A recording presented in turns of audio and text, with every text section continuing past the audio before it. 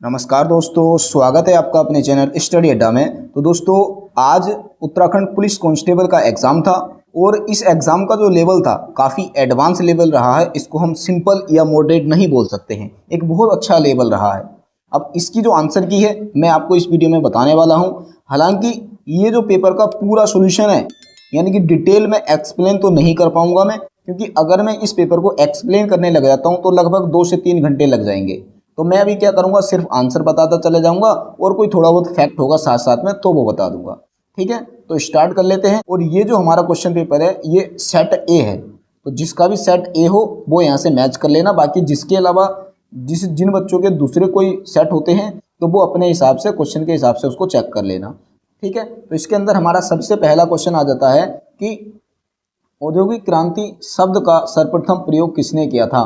तो औद्योगिक क्रांति शब्द का जो सर्वप्रथम प्रयोग किया था ये क्या था, आर्नोल्ड टॉयनबी ने, यानी कि ऑप्शन नंबर ए इसका राइट हो जाएगा। अगला हमारा क्वेश्चन है कि सूची 1 को सूची 2 से मिलाइए, यानी कि सूची 1 को हमने सूची 2 से मिलाना है। तो यहाँ पर जब आप इसको मैच करेंगे तो हमारा राइट आंसर निकल कर आ जाएगा ऑप्शन नंबर बी वाला, यानी कि ये जो है ये इसका राइट आंसर निकल कर आ जाएगा। ठीक है, अब अगला है कि द्वैध शासन की समाप्ति की सिफारिश किस वर्ष साइमन कमीशन द्वारा की गई थी। तो देखो यहाँ पर मैं सबसे पहले आपको बता देता हूँ कि साइमन कमीशन की जो नियुक्ति है ये 1927 में की गई थी। तो 1927 में इसकी नियुक्ति होती है और 1928 में क्या होता है, ये भारत आता है और इसकी जो समाप्ति हो जाती है वो हो जाती है 1930 में, यानी कि ऑप्शन नंबर डी क्या हो जाएगा, इसका राइट आंसर हो जाएगा। अगला क्वेश्चन है कि निम्नलिखित में से कौन सी योजना हब और स्पोक मॉडल पर कार्य करती है। तो हब और स्पोक मॉडल पर जो परियोजना कार्य करती है वो करती है खाद्यान्न संपदा योजना, यानी कि ऑप्शन नंबर ए इसका राइट हो जाएगा।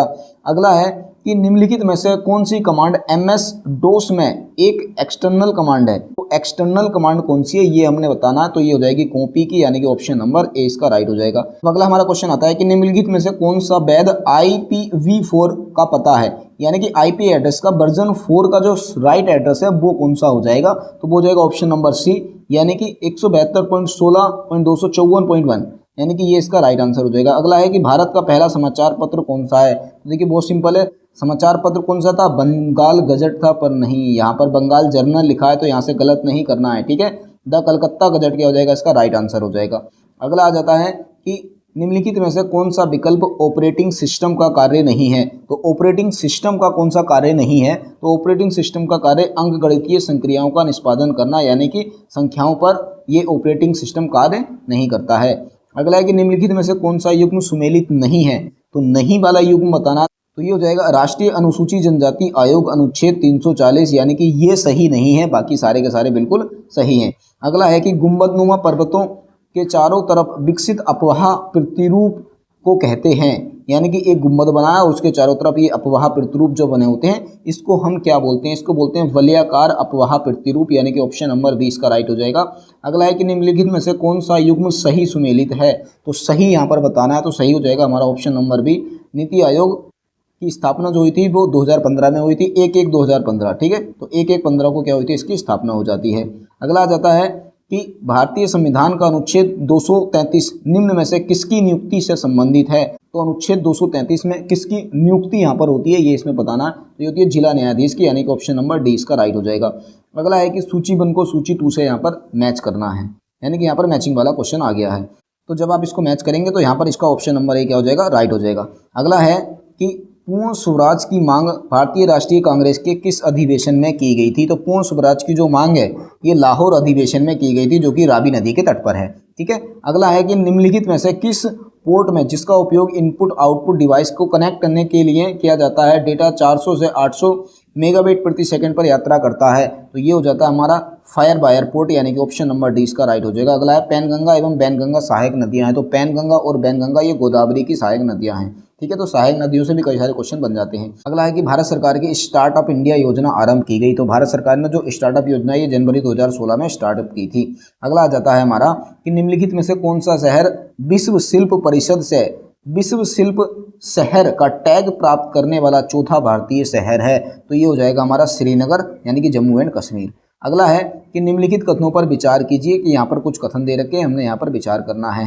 ठीक है, तो पहला दे रखा है कि पाक जल डमरू मध्य भारत और श्रीलंका को अलग करता है, बिल्कुल सही हो जाएगा। सभी पड़ोसी राष्ट्रों के साथ भारत बांग्लादेश की सीमा सबसे लंबी है, ये भी बिल्कुल सही हो जाएगा। तो इसका मतलब ये हो जाएगा कि इसके जो दोनों हैं बिल्कुल सही हो जाएंगे, ठीक है। और ये जो सीमा बनाता है भारत और बांग्लादेश की, ये 4096 किलोमीटर की बनाता है, ठीक है। अगला क्वेश्चन है हमारा कि इमेज स्टेनोग्राफी में LSB का पूर्ण रूप है, तो इसका जो आंसर हो जाएगा वो हो जाएगा लीस्ट सिग्निफिकेंट बिट, यानी कि ऑप्शन नंबर 1 हो जाएगा, इसका राइट हो जाएगा।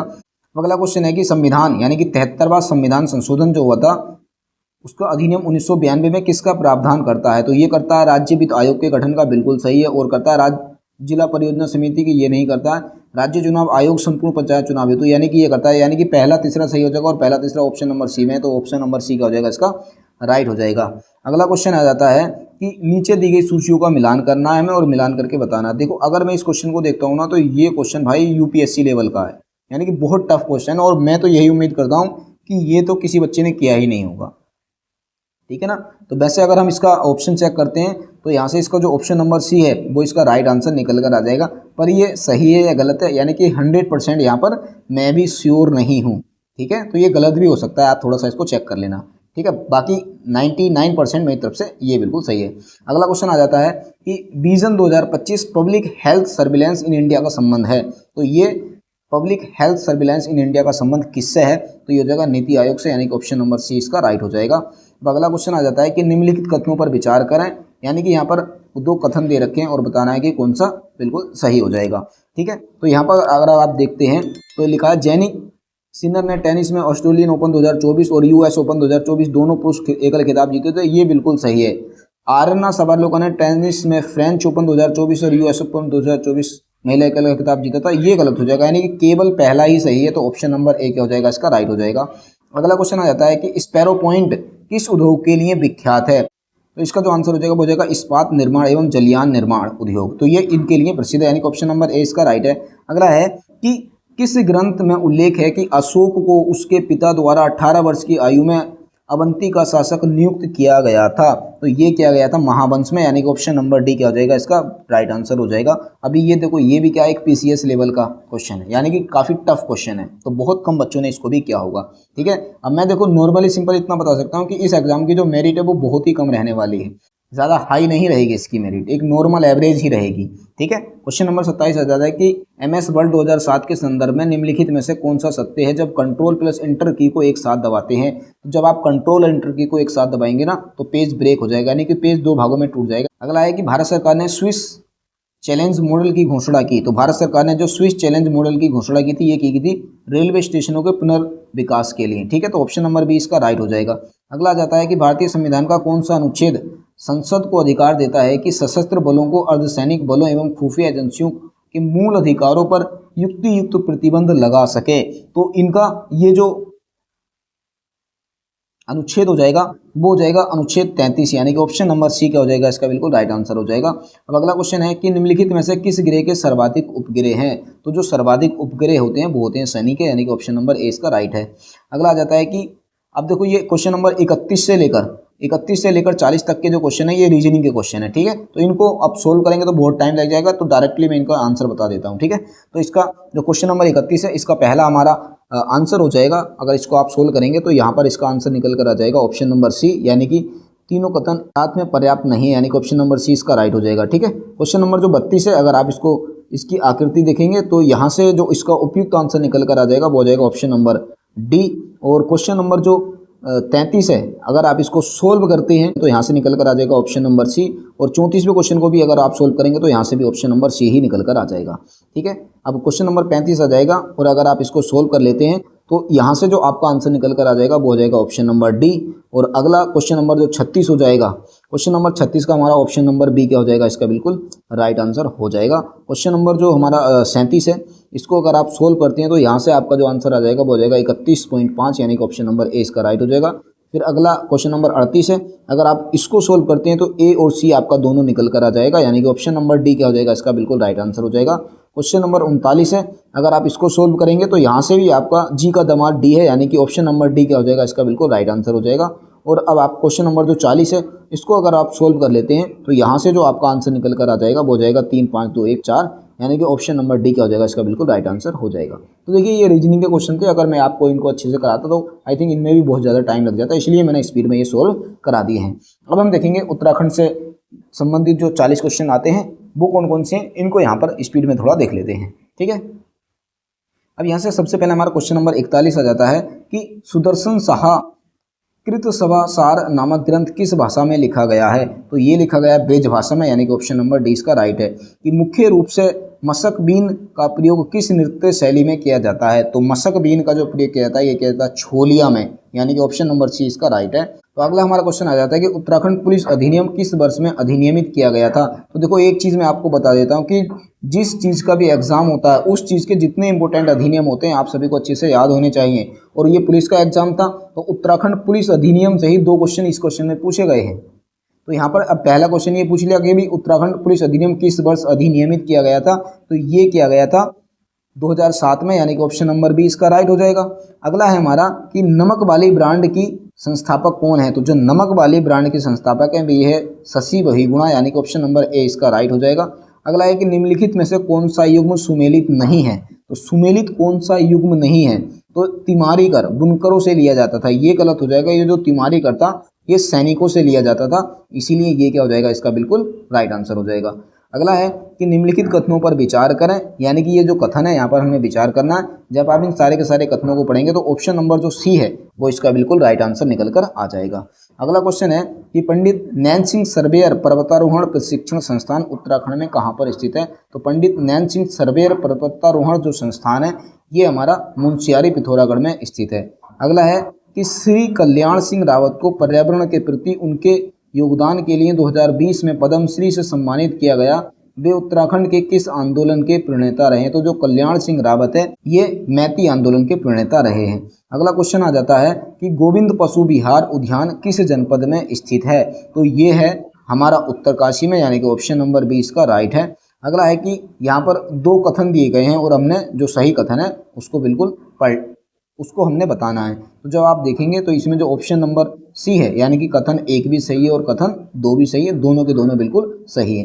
अगला है, अब देखो हमारे 50 क्वेश्चन हो गए हैं और यहाँ पर हमें थोड़ा टाइम भी लग रहा है, इसीलिए थोड़ा स्पीड में ये कराना पड़ रहा है। ठीक है, अगला हमारा क्वेश्चन है क्वेश्चन नंबर 51 कि विद्यासागर नौटियाल की निम्नलिखित साहित्यिक कृतियों में से किसमें रानी कर्णावती की वीरता का चित्रण किया गया है। तो ये किया गया सूरज सबका है। तो सबसे पहले आपको ध्यान रख लेना है कि जो विद्यासागर नौटियाल हैं ये सारे के सारे इनकी ही कृतियां हैं और रानी कर्णावती के बारे में सूरज सबका है इसमें बताया गया है, यानी कि ऑप्शन नंबर ए इसका राइट हो जाएगा। अगला है कि गूंठ शब्द संबंधित है। तो जो गूंठ शब्द है भाई वो किससे संबंधित है। तो जो गूंठ शब्द है भाई भू राजस्व से संबंधित है, यानी कि ऑप्शन नंबर बी इसका राइट है। अगला है कि यहाँ पर क्या है, देखो कथन कारण दे रखे हैं तो यहाँ पर हमने बताना है कि कौन सा इसका सही हो जाएगा। तो जब आप इसको देखेंगे तो जो ऑप्शन नंबर ए ही है, यानी कि ये जो ए और आर दोनों सही हैं और आर क्या है, ए का सही स्पष्टीकरण भी दे रहा है। अगला क्वेश्चन है कि निम्नलिखित कथनों को पढ़ें, यानी कि यहाँ पर भी 2 कथन दे रखे हैं और यहाँ पर हमने बताना है कि कौन सा इसका सही हो जाएगा। तो जब आप इसको पढ़ेंगे तो ना ये दोनों के दोनों बिल्कुल सही हो जाएंगे, यानी कि ऑप्शन नंबर सी क्या हो जाएगा, इसका राइट आंसर हो जाएगा। अगला क्वेश्चन आता है कि निम्नलिखित में से उत्तराखंड में राज्य पुलिस बोर्ड का अध्यक्ष कौन होता है। तो जो राज्य पुलिस बोर्ड का अध्यक्ष होता है वो होता है पुलिस महानिदेशक, यानी कि सबसे टॉप पर यही होता है, तो यही इसका राइट आंसर हो जाएगा।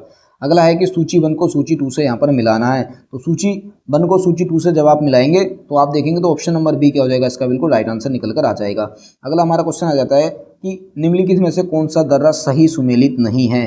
तो जो सही सुमेलित नहीं है वो डी वाला नहीं है, बाकी सारे के सारे बिल्कुल सही सुमेलित हैं। और आप यहाँ से खुद भी दिमाग लगा सकते थे कि भाई बागेश्वर और उत्तरकाशी में कौन सा दर्रा आ जाएगा, तो दोनों को जोड़ेगा। ठीक है, क्योंकि ये तो आसपास में है ही नहीं। ठीक है, अगला हमारा क्वेश्चन आ जाता है कि रामायण का गढ़वाली अनुवाद किसने किया, जिसे गढ़ भाषा लीला रामायण कहा जाता है। तो ये क्या था, श्री गुणानंद डंगबाल पथिक ने, यानी कि ऑप्शन नंबर ए क्या हो जाएगा, इसका राइट हो जाएगा।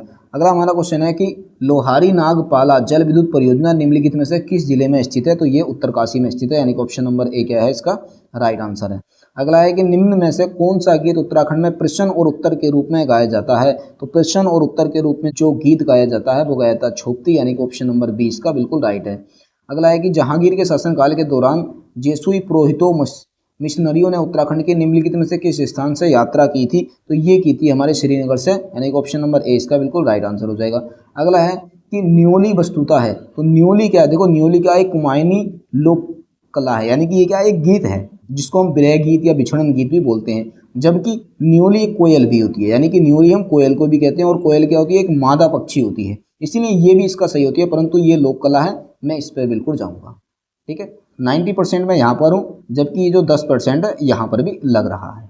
ठीक है, बाकी आप कमेंट बॉक्स में बता देना आपको जो भी लगता है। अब अगला हमारा क्वेश्चन आ जाता है कि निम्न कथनों में से कौन सा कथन सही है। तो यहाँ पर 2 कथन दे रखे हैं, हमने सही बताना है, तो जब आप इनको पढ़ेंगे तो दोनों के दोनों कथन क्या है, बिल्कुल सही निकल कर आ जाएंगे। अगला है कि राजा मानसाह के समय गढ़वाल की राजधानी का क्या नाम था। तो राजा मानसाह के समय इनमें से कोई सी भी राजधानी नहीं रही है, तो उपरोक्त में से कोई नहीं, इसका बिल्कुल राइट आंसर हो जाएगा। अगला है कि निम्नलिखित में से कौन सही नहीं है। तो सही नहीं वाला बताना है हमने कि कौन सा बिल्कुल सही नहीं है। तो ये जो चित्रशिला मेला होता है ये गोपेश्वर में नहीं लगता, ये रानी बाग में लगता है, इसीलिए जो ऑप्शन नंबर सी है वो क्या हो जाएगा, इसका बिल्कुल राइट आंसर हो जाएगा।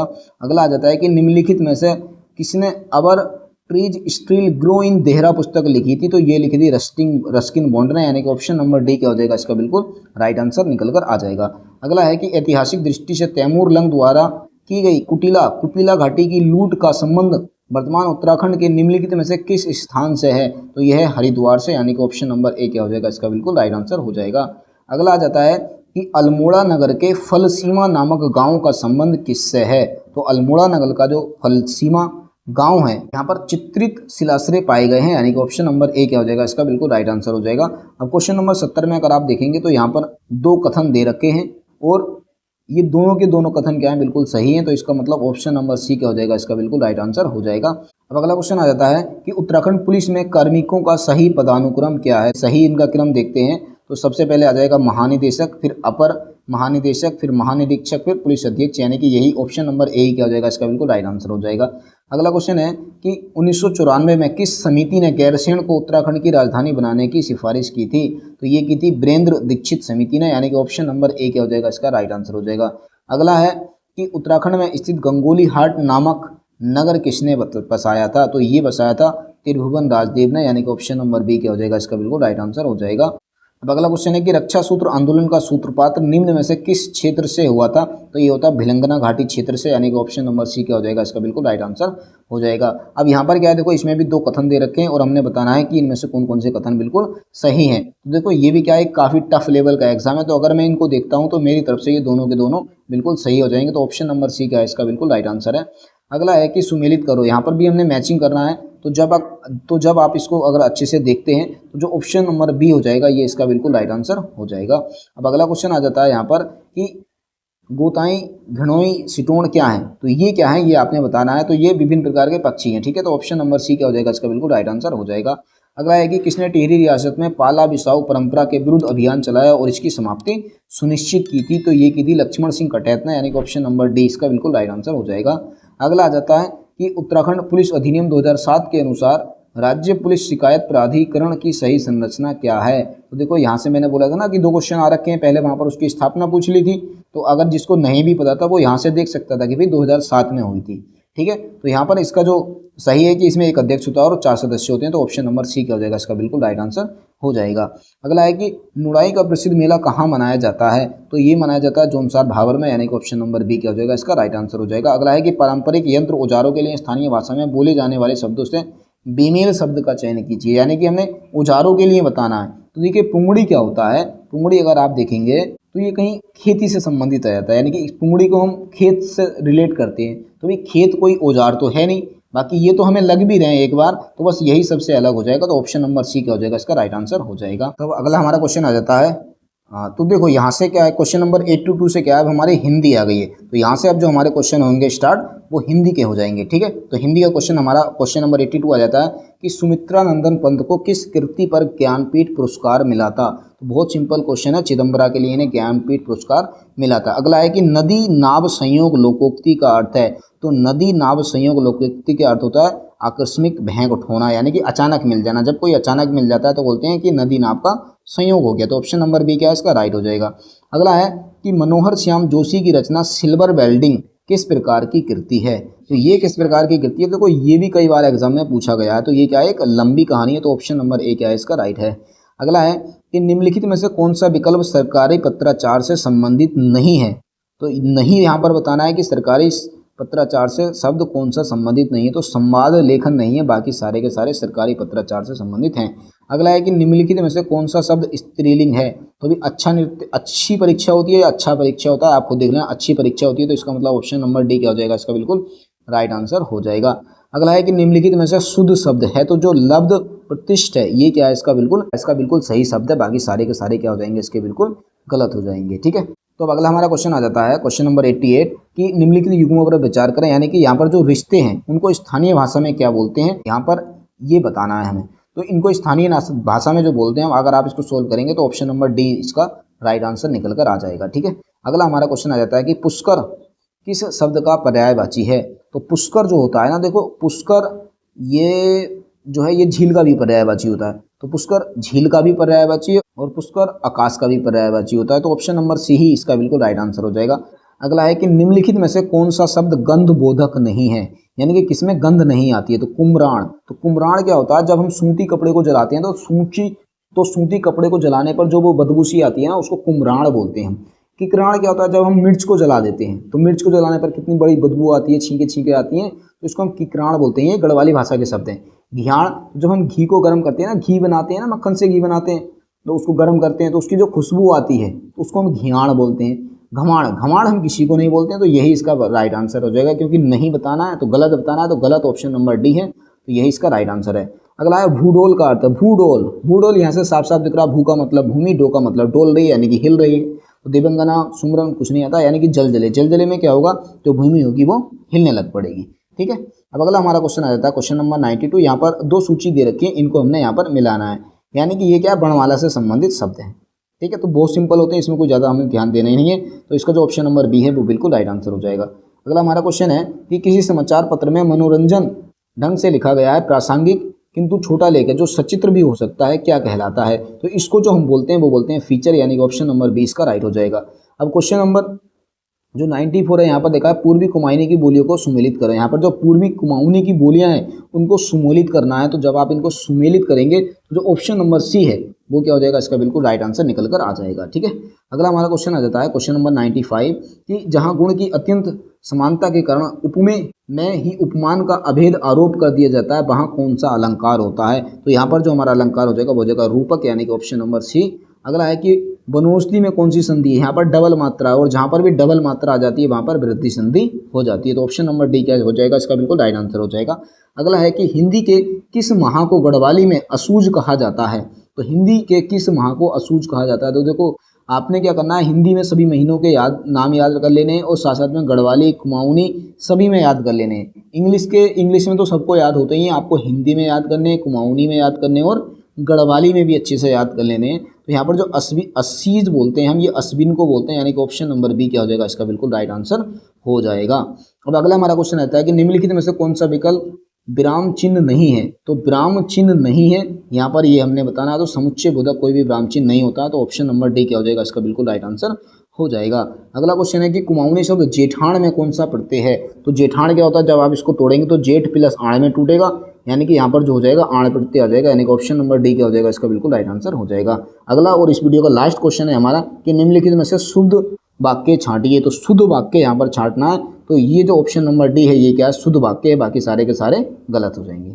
ठीक है, तो दोस्तों देखो 100 के 100 क्वेश्चन थे, हमने यहाँ पर आपको सोल्व करा दिए, हालांकि डिटेल में नहीं बताए हैं, एक शॉर्ट टूब में ही आपको बताया गया है। हालांकि मैंने ये जो आंसर किए काफ़ी रिसर्च करने के बाद बनाई है, तो उम्मीद तो यही होगी कि कोई भी क्वेश्चन का आंसर गलत ना हो, फिर भी एक दो क्वेश्चन के आंसर गलत हो सकते हैं, क्योंकि ऐसा तो पॉसिबल हो ही सकता है, क्योंकि मैं कोई भगवान नहीं हूँ या फिर मैं कोई एग्जामिनर नहीं हूँ जो मैंने ये क्वेश्चन सेट किया हो। ठीक है, तो कुछ गलत भी हो सकते हैं, बाकी जो इसकी ऑफिशियल आंसर की है लगभग 2 से 3 दिन में आपको देखने को मिल जाएंगी। बाकी हाँ, इतना मैं जरूर कहूँगा कि 1 से 2 क्वेश्चन में ही जो गलती होने की उम्मीद है वही हो सकती है, नहीं तो ये जो आंसर की है 99% बिल्कुल एक्यूरेट होने वाली है। तो आपने क्या करना है, कमेंट बॉक्स में आपके कितने नंबर बन रहे हैं माइनस मार्किंग करने के बाद में आपने कमेंट बॉक्स में बताना है। बाकी देखो इस पेपर को आपने बहुत अच्छे से सोल्व कर लेना, देख लेना है डिटेल्स में, फुल एनालिसिस इसकी जरूर देख लेनी है, हम बाद में इसकी फुल एनालिसिस करवाएंगे डिटेल में। उससे होगा ये कि आपके जो आने वाला बीडीओ पटवारी का एग्जाम होने वाला है उसमें भी इस तरह के बहुत सारे क्वेश्चन पूछे जाएंगे, कुछ ऐसे ही पूछे जाएंगे, हो सकता है इनमें से 1-2 क्वेश्चन तो ऐसे ही होंगे जो सेम टू सेम रिपीट हो जाएंगे। और कुछ क्वेश्चन ऐसे होंगे जो इनसे ही रिलेट करके पूछे जाएंगे। ठीक है, तो बस आज की वीडियो में इतना ही रखते हैं। बाकी वीडियो आपको कैसी लगी कमेंट बॉक्स में जरूर बताना। वीडियो अगर आपको अच्छी लगी हो तो वीडियो को लाइक करना और अपने दोस्तों को शेयर करना। बाकी मिलते हैं फिर बहुत ही जल्द एक नेक्स्ट वीडियो में, तब तक के लिए बेस्ट ऑफ लक।